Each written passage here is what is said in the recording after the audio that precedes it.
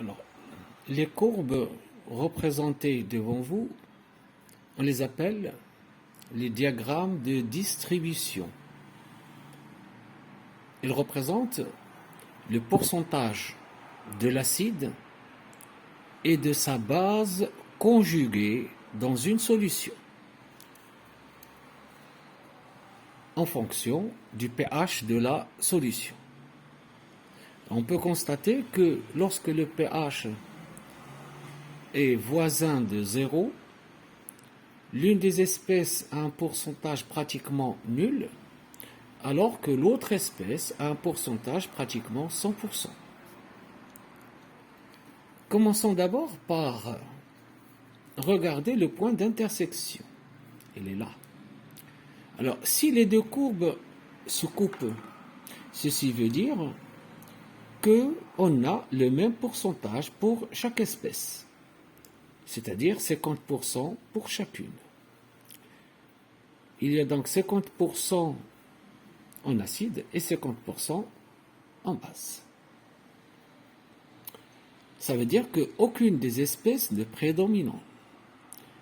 L'espèce domine dans une certaine zone de pH.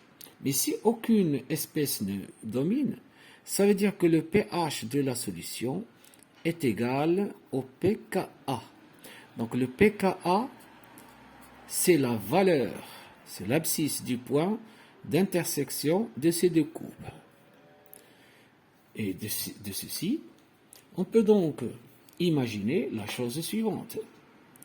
Si on est dans une solution telle que le pH est supérieur au pKa, alors dans ce cas, c'est la base qui prédomine. C'est-à-dire, c'est la base qui a le pourcentage le plus grand. Donc, de ce fait, la courbe rouge représente le pourcentage de la base. Si le pH est inférieur au pKa du couple,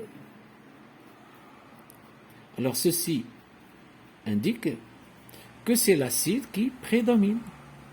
Donc c'est l'acide qui a le plus grand pourcentage. Donc la courbe bleue représente le pourcentage de l'acide. Donc de ce fait, le diagramme de distribution sur son axe de pH entre ce qu'on appelle les domaines de prédominance.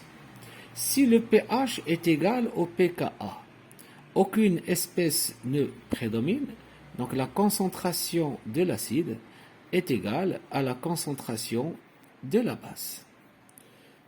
Au contraire, si le pH est supérieur au pKa du couple, c'est la concentration de la base à moins qui est plus grande que la concentration de l'acide AH.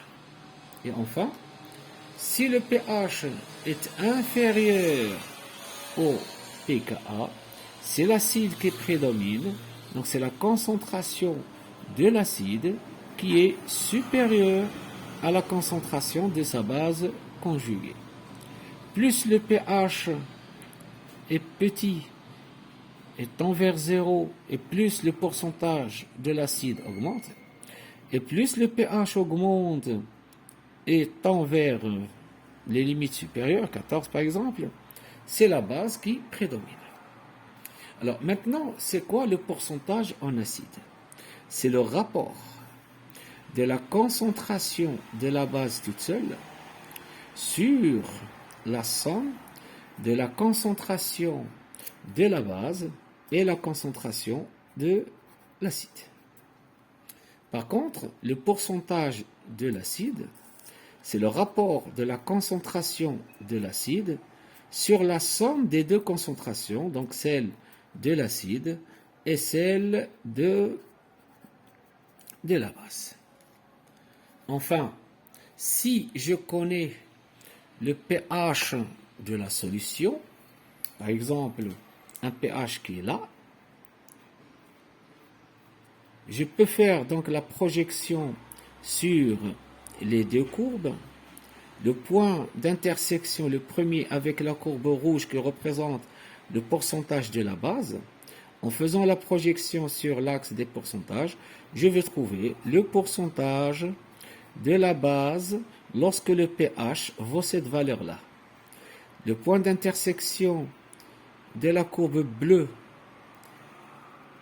m'indique le pourcentage de l'acide lorsque le pH de la solution vaut cette valeur.